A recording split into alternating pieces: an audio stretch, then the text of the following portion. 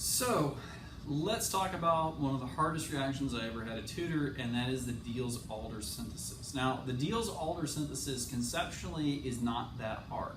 There are two components. There is the diene, something that contains two conjugated double bonds, so they're within one carbon of each other, and the dienophile. So this is going to be usually a simple alkene that wants to form a bond with these two carbons. What makes this reaction hard is all of the accounting that goes into it. So what we're going to end up doing is forming a cyclohexane ring with one double bond in it, so I guess it would be a cyclohexene ring. But where do all the things that are attached to the diene and the dienophile end up? So my best advice to you in terms of working with these problems is that we're going to start by drawing, preferably better than that, a cyclohexane ring.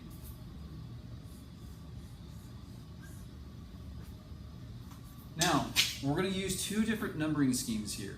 One numbering scheme is going to refer to the diene, the other one is going to refer to the dienophile. So me personally, I like to take the top carbon and make it number 1. And for the dienophile, I don't use numbers, I do letters. And hopefully you'll see that distinction why in just a minute. So we got the A and the B carbons. When this reaction proceeds, it's by attack on the dienophile, on the diene. And we end up getting this rearrangement of a whole bunch of bonds. What always ends up happening though is that between the second and third carbon we end up forming a double bond. So in our cyclohexene ring,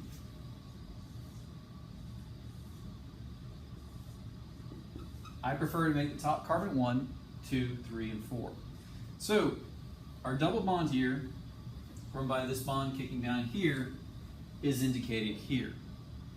Our alpha and beta carbons, or A and B carbons, are on this side.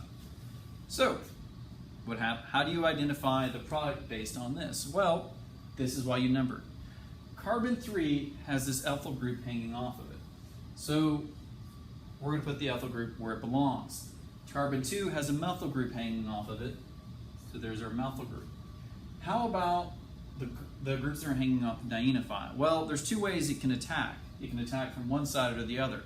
The only rule here is that if they appear cis to each other in the dienophile, they're going to be cis to each other relative to the ring. So in this case, let's say it attacks in such a way that the R2 is coming out of the board and R1 is going into the board. We're going to end up with R2 going up, and R1 going down, R4 going up, and R3 going down. So the only rule with the dienophile, the one on the right here, is that whatever it makes, if they are cis before, they're going to be cis after on the ring. So the R1 and the R3 have to be cis to each other, and the R2 and the R4 have to be cis to each other. Now, which ones are up or down depends on how the dienophile and the diene interacted with each other. So this is another major complication of this reaction. And typically when you see the problems, we keep the problems super simple for this very reason. We will get all types of mixtures of compounds if we're not careful. So for the Diels-Alder synthesis, if you're going to do a synthesis, try to make sure that you're doing it in such a way there's really only one or two outcomes. There's not this plethora of answers. Because the same thing's true here. We could just flip this over and this would put the ethyl group up here and the methyl group down here as well. And I know that's a lot to process. But the big picture, you want to save yourself a lot of headaches with doing the Diels-Alder synthesis. Number your carbons on both the diene and the dienophile. Start with your cyclohexane ring, put your double bond in it. There's your carbon 1, 2, 3, 4, corresponding to the diene 1, 2, 3, 4. And then your dienophile, your A and B carbons, go on the right side. And you can use this as a way of reverse engineering too. If you end up with a compound and you're asked how would you go backwards from Diels-Alder synthesis, you know that this is the second and third carbon in the diene. And this is the first and fourth carbon. So whatever groups you see hanging off the first, fourth, second, and third carbons are going to be the same groups that are hanging off that diene in the starting compound.